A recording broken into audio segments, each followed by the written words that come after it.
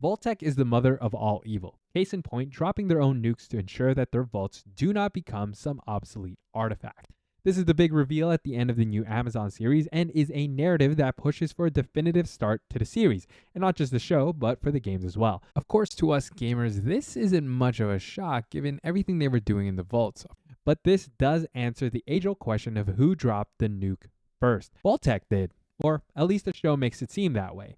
Not America, not China, but Vault-Tec, all to ensure that their hefty investments into the vaults do not go to waste. Obviously, this question has been debated for as long as the game has been around, with many prevailing theories. And with that gigantic pill to swallow, there is only one conclusion. Vault-Tec is pure evil, a company that was built out of capitalistic greed. Hearing Barb say a nuclear event would be a tragedy, but also an opportunity, is chilling and sad in so many different ways. I almost want to say that Vault-Tec is worse than Arasaka. Almost, but not quite. With that said, there is a big if here. Nothing is set in stone. We do not actually see that Vault-Tec is the one that drops their nuke first. It is just heavily implied. And we also have to be aware of who the audience is here. The show is canon, as per Bethesda, and if this is the case, they are dropping an important detail to a franchise that has been around for almost 30 years, meaning there are gamers who have played this game their whole life. Now, does this change their perspective on the game?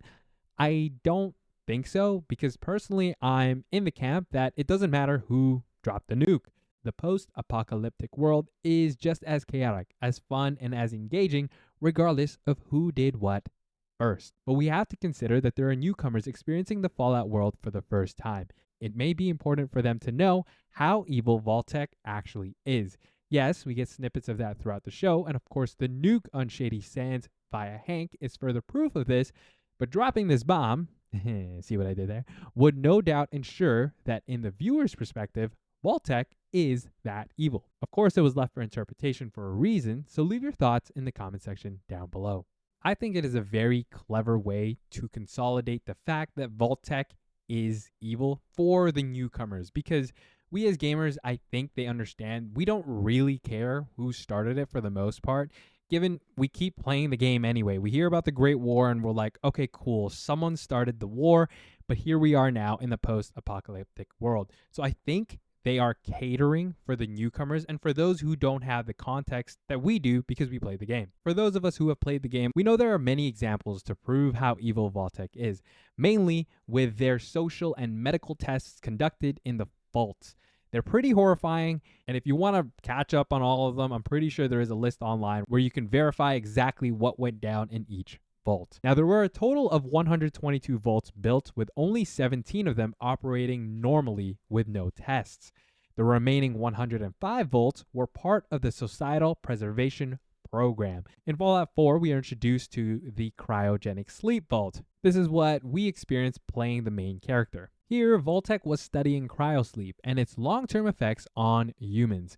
I'm still a bit confused with this, because they were testing it, yet Vault 31 in the TV series has Vault-Tec loyal employees and executives put into cryosleep as well. So do they know that the results were already successful? I'm not too sure about that.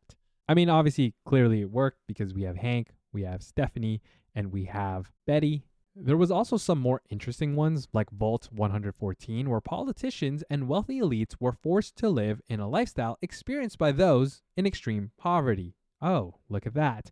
Honestly, all the Vault-Tec executives should be rounded up and forced to live in this vault. Let's see how they like it. And I can go on and on and on, but you guys understand what I'm trying to say here. Vault-Tec is terrible for even thinking about conducting these experiments. Now, my biggest issue with all of these tests are that they seem quite useless. Again, take for example the cryogenic sleep test. Okay, so you find out it works, but now you wake up in a world that has been destroyed by possibly your nukes.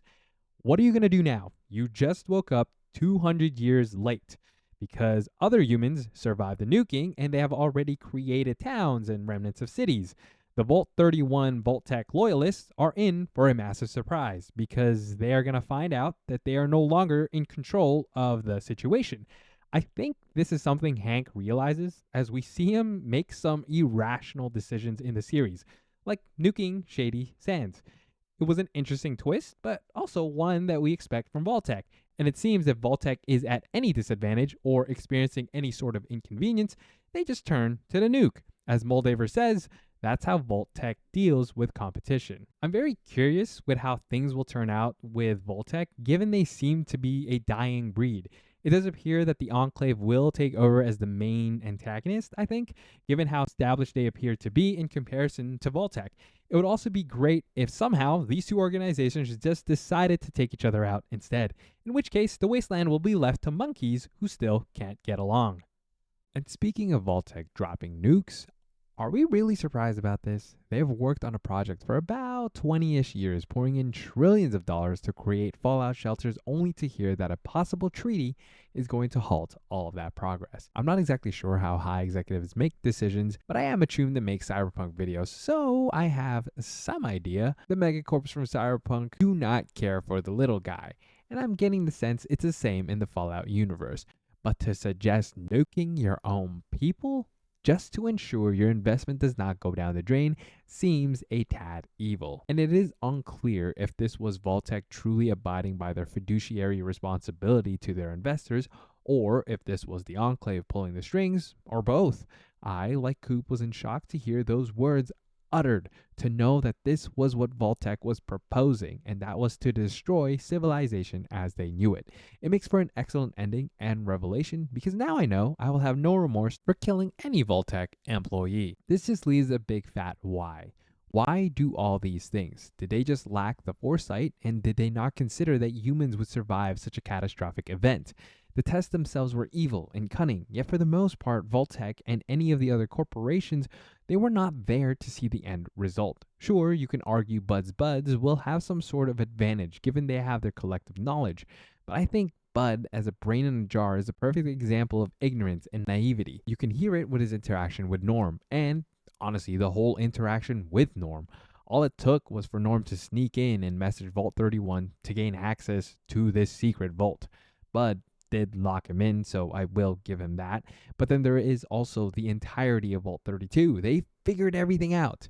Okay, fine, they also died, but my point here is, how long can Vault-Tec keep this up before they run out of options? Or maybe that is the root cause of their evil. They won't stop until they get their way. But it doesn't change the fact that there is no end to this course they have taken. How far are they willing to go to keep resetting humanity, with quotation marks around that, because they continue to fail at every step of the way? I'm just really curious where they will draw the line. There was also the fact that they snubbed the Cold Fusion project. I get it though, it was a threat to their investment and they decided to act against it. But if I was some evil executive, I would have refined this unlimited power source, made it accessible only to one side of the warring nations, stirring and weaving jealousy to the opposition's minds, then forcing them to start a war anyways. Surely that would have been a better plan.